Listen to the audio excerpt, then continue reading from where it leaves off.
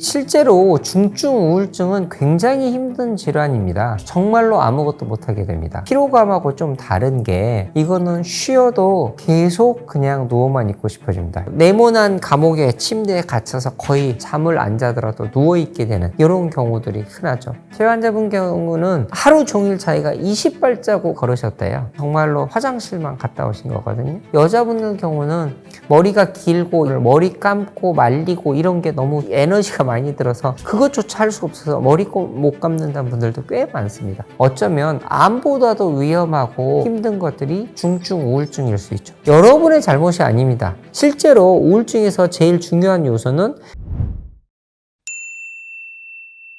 네, 안녕하세요. 양용준이라고 합니다. 저는 쿠쿠닥스라고 하는 채널을 운영하고 있고요. 정신과에 관한 모든 것들 혹은 살아가시면서 힘든 게 있으면 거기에 대한 얘기를 좀 근거 있게 말씀드리고 싶어서 저 포함해서 세 분이서 운영하고 있는 채널입니다.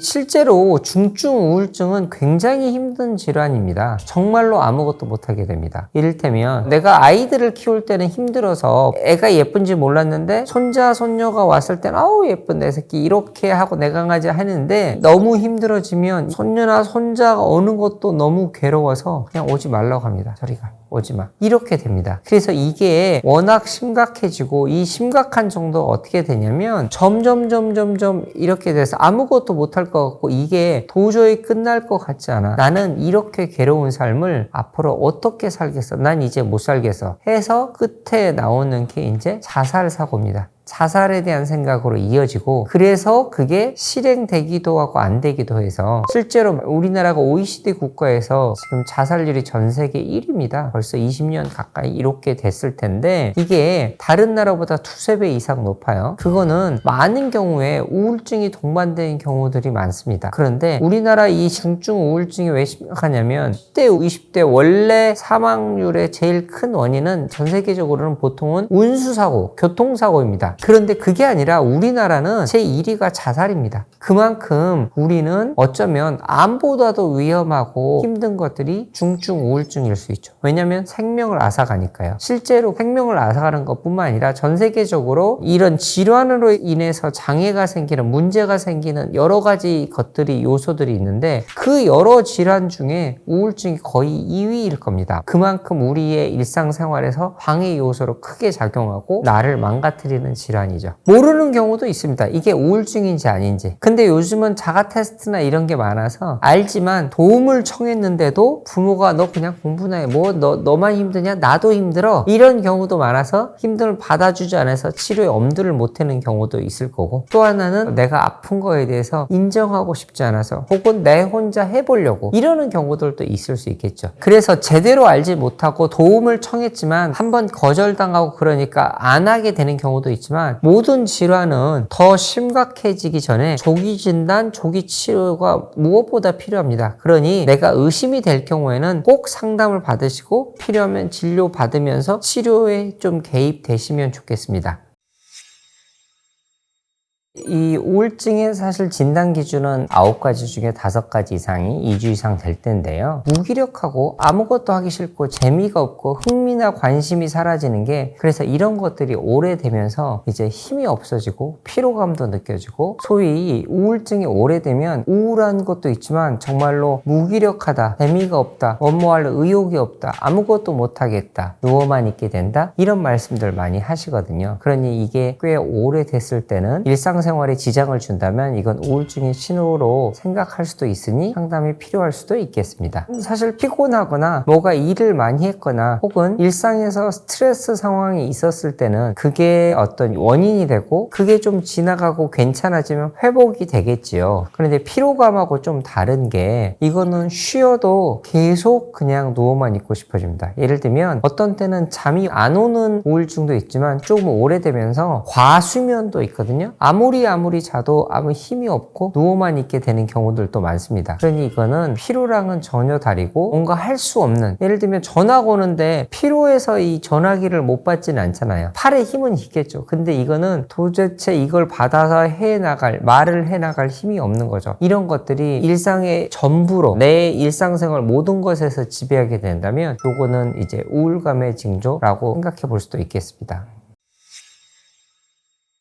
생활 패턴도 마찬가지로 잠을 처음에는 너무 못 자요. 불안이 동반되기도 하지만 우울증이 있으면 피곤하고 힘든데 잠을 못 자는 경우가 많아집니다. 그러면서 새벽까지 뜬 눈을 새다가 겨우 잠들었는데 너무 늦게까지 눕게 되는 그런 경우가 있는데, 나중에는 우울증이 오래 가다 보면 힘들고 괴롭고 너무 그렇기 때문에 잠만 자고 싶어, 그래서 잠으로 도망을 가요. 잠으로 회피를 해서 맨날 누워 있어요. 그렇게 과수면이 오기도 합니다. 또한 활동이 딱 떨어져서 제 환자분 경우는 하루 종일 자기가 20발자국 걸으셨대요. 20발자국이면 정말로 화장실만 갔다 오신 거거든요. 그것도 몇 번 안 간 거죠. 그래서 그 경우는 정말로 네모난 감옥의 침대에 갇혀서 거의 잠을 안 자더라도 누워있게 되는 이런 경우들이 흔하죠. 그 다음에 식사를 안 하게 됩니다. 입맛이 없어서 아무것도 안 하게 됩니다. 그렇게 되면서 너무 체중이 줄었다가 이제 오래되면 활동을 안 하는 거 플러스 폭식을 하게 되고, 그러면 점점 체중이 과체중이 됩니다. 또한 우울증이 비만에 좀 취약하게 돼서 우울감이 오래되면서 비만 세포가 붙들려지고, 그러면서 체중이 많이 늘기도 됩니다. 또한 어떤 대인관계 활동을 전혀 안 하고 싶어집니다. 손자 손녀를 안 만나고 싶고 아무도 안 보고 싶습니다. 너무 내 자신이 너무 괴로워서 남들을 보는 대외적인 활동을 안 하게 됩니다. 그런 것들이 큰 어떤 생활적인 습관이라고 할겠죠. 마지막으로 또 많이 말씀드렸던 건데, 심지어는 하다못해 개인 위생을 안 챙기게 됩니다. 이도 안 닦게 되고, 여자분들 경우는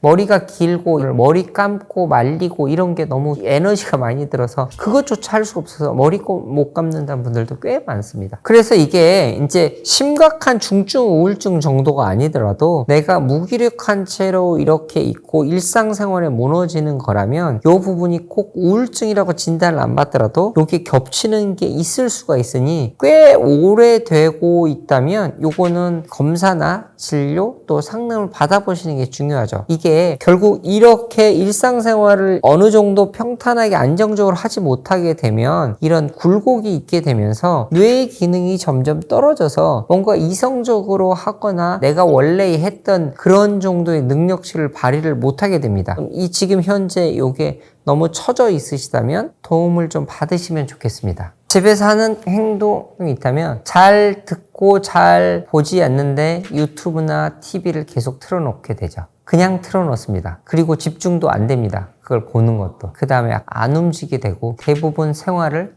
침대 안에서 하게 됩니다. 코로나 때 못 나가셨던 것들 비슷하게 아예 방 안에만 갇혀 있으시게 되죠. 또 하나는 밤과 낮이 바뀌기도 하고 밖에 나가는 게 너무 싫어서 암막 커튼을 많이 쳐놓고 살기도 합니다. 이런 것들이 좀 많이 흔하게 하시는 행동들이긴 합니다.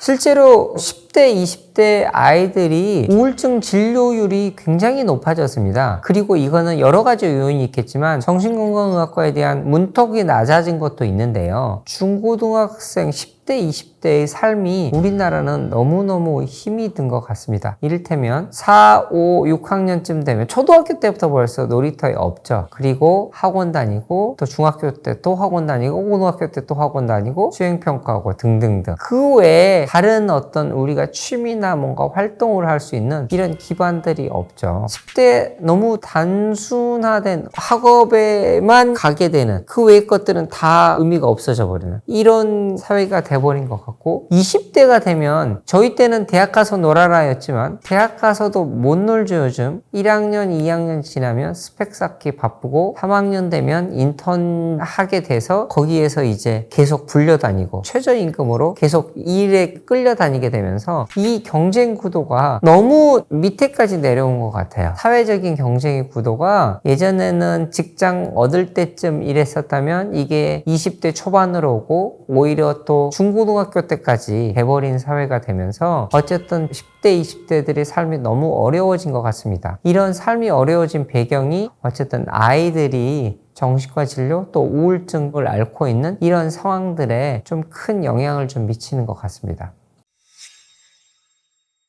부모님들이 조심하셔야 될 게 아이들이 힘들어한다고 했을 때 꾀병일 수도 있지만 꾀병이 아니면 더 큰일이잖아요. 차라리 꾀병이면 다행인 거죠. 아이들이 힘들다는 사인을 보냈을 때는 언제든지 봐야 되죠. 실제로 하고 있는 일이 너무 과도해서 그럴 수도 있고, 그리고 이 과도한 게 지나쳐서 진짜로 우울증으로 와서 꾀병 정도가 아니라 얘가 만약에 무너지는 정도로 힘들어졌다면 이건 빨리 이렇게 치료를 개입돼야 되죠. 그러니까 아이들이 이렇게 했을 때는 이 아이들이 진짜로 힘든지 이걸 주의 깊게 봐야 되고, 쟤는 맨날 쇼야, 맨날 저런다고 하지만 그게 한번 삐끗하고 잘못되면 큰일이 나니 주의 깊게 보셔야 되는 게 맞습니다. 그러면서 평소에 이 채널을 좀 열어두어서 아이가 힘들 때 부모가 늘 들어주려는 자세, 또 들으려고 한다는 그게 있어야 아이들은 얘기를 하니까요. 그러니까 그런 소통은 좀 필요하겠습니다. 내가 자존감이나 혹은 소위 자존심 이런 게 너무 세서 남한테 내가 이런 것들을 보이고 싶지 않아서 드러내지 않았던 분도 많이 있을 겁니다. 또한 사회적 지위나 남들에게 보여주는 게 커서 이런 것 때문에 못하는 분들도 있었을 겁니다. 그런데 이런 분들 중에서도 간혹 저 사람 우울증인데 나 몰랐어, 이런 분들도 많이 있으시죠. 여러 가지 이유가 있어서 드러내지 못하시는 경우도 있지만 일상생활을 하지만 저 밑바닥에는 항상 깔려있는 만성적인 우울감이 있을 수도 있겠습니다. 또한 이거랑은 조금 다를 수도 있는데 남들한테는 드러내지 못하지만 항상 아플 수도 있어요. 신체 증상으로 와서 자꾸 말은 못하니, 내 감정에 대해서 토로를 못하니 몸이 아픈, 그래서 이제 예전에는 가면 우울증이라는 이런 말도 많이 쓰였는데, 가면을 써서 감춘다는 게 아니고 감춰져 버린 거죠. 그러니까 내과적 질환으로 알았더니 내과적 질환이 아니고 몸이 아픈 것들이 결국 우울증에서 비롯되었더라, 이런 걸 수도 있는 거죠. 그 밝고 어떤 이런 것도 사실 진짜로 밝고 좋은 경우도 있습니다. 진료실에 오셨는데 과도하게 이렇게 화나게 하시는 분도 있으십니다. 요거는 어째서 그런지 여쭤보거든요. 실제로 근데 본인은 밝게 웃고 있지만 실제로는 속으로는 너무 힘들어서 그래서 못 견디고 오시는 분도 있고, 드러내지 않고 남들 앞에서는 이렇게 한번 힘든 티 전혀 안 내지만 집에 가서는 쓰러져 버리고 탈진해 버리는 이런 분들도 있거든요. 오히려 본인이 가진 어두운 면들 혹은 너무 가라앉는 것들을 드러내고 싶지 않아서 과하게 활발하게 하는 분들 생각보다 있으십니다. 실제로 연구 결과에 보면 SNS를 2시간에 3시간 이상 하는 경우에 우울증 정도가 다른 분들보다 더 높다. 또 학생들, 아이들의 경우도 SNS나 이런 걸 많이 했을 때 문제 행동들 혹은 어떤 정서적인 어려움들, 이런 문제들이 늘어났다, 이런 것들도 있고요. 실제로 또 연구 결과들을 보면 여기 앞부분에 있는 전두엽 외에도 뇌 구조물에서 오히려 이 SNS를 많이 했을 때 뇌의 용적이 좀 줄어들었고 뇌 기능에 이상이 생겼다, 이런 연구 결과들도 있습니다. 그게 이제 생물학적인 거라면 이제 심리적인 거는 우리가 상대적인 박탈감, 이게 우리한테는 너무너무 큰 거겠죠. 이를테면 이 사람들은 빛나고 있어요. 그분들도 힘들 수도 있습니다, 사실은. 근데 본인이 제일 빛나는 순간을 보여주기로 한 거죠. 그렇게 되면 나는 이 사람과 비교하게 되면서 상대적인 박탈감을 느끼게 되고, 그러면 더 위축이 되고 자존감, 나에 대한 어떤 감정이 더 부정적으로 되면서 사람들을 더 안 만나게 되죠. 그렇게 활동이 저하되면 외로워지고, 그럼 외로워지면 힘들어지고, 그러면 더 안 나가게 되고, 이게 악순환이 되기도 합니다. 그러니까 심리적으로도 이게 문제가 발생이 되겠죠. 단적으로 볼까요? 가족들이나 혹은 친구들 4명 카페에서 혹은 식당에 있는데 4명 앉아서 각자 스마트폰 하고 있어요. 아니, 만났는데 친구랑 얘기하고 있는 게 아니라 각자의 거를 SNS를 하고 있죠. 저 멀리 있는. 네, 이게 이제 어떻게 보면 소통을 하는 것 같지만 소통을 방해하는 요소인 것 같기도 합니다. 가장 쉬운 진단은 가까운 인근 정신과 병원을 가는 게 제일 좋은데요. 거기까지 가시 힘들고 아직도 두려움이 있으시다면 요즘 자가진단이나 이런 건 많이 있긴 한데 그건 자가진단은 아니고 스크린, 검진용이니까 한번 해보시고 여기서 이상이 있다면 제대로 된 상담을 받아보시면 좋겠는데요. 그 보통 많이 하는 게 우울증, 건강심리, 건강설문에서 PHQ-9은 9가지 척도가 있는 게 있고요. 우울증 척도, 우울증 진단, 자가 진단 이렇게 하기만 하면 많이들 나와 있으니 해보실 수 있고 많이들 해보셨을 겁니다. 우울증의 치료는 여러 가지가 있는데 이제 정신과에서는 처음 오시면 이제 검사를 하게 됩니다. 검사는 본인이 느끼는 것들에 대해서 꽤 많은 자세한 척도를 통해서 그냥 우울증 자가척도 정도 수준이 아니라 꽤 많은 척도들을 통해서 어느 정도인지 정도에 따라서 혹은 우울증 외에 다른 요인들이 있는지 찾아보려고 합니다.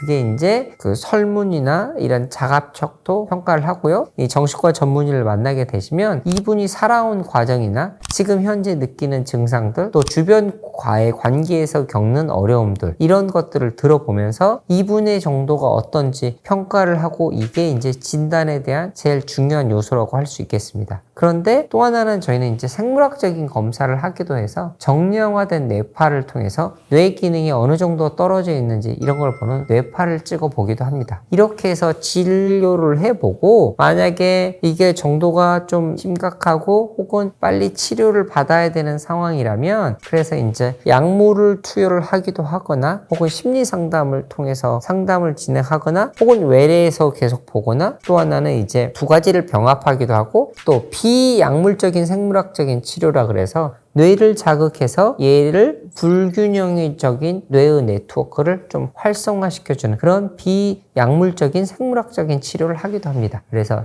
다시 정리하자면 약물치료, 상담을 비롯한 여러 정신치료, 그 다음에 비약물적 생물학적인 치료 이렇게 할 수 있겠습니다.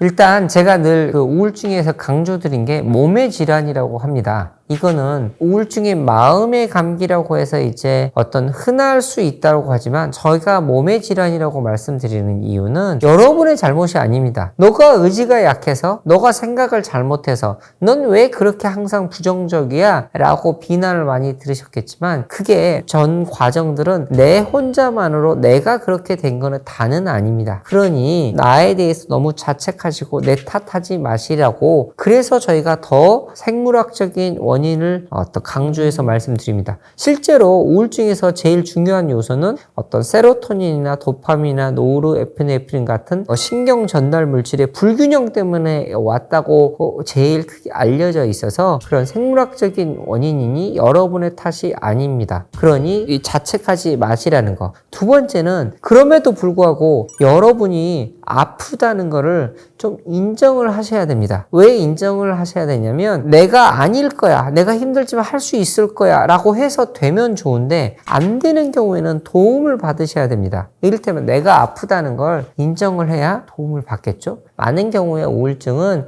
무섭고 힘들 수도 있고 오래 걸리기도 하지만 7, 80% 많으면 8, 90%까지도 치료가 되는 질환이니까요.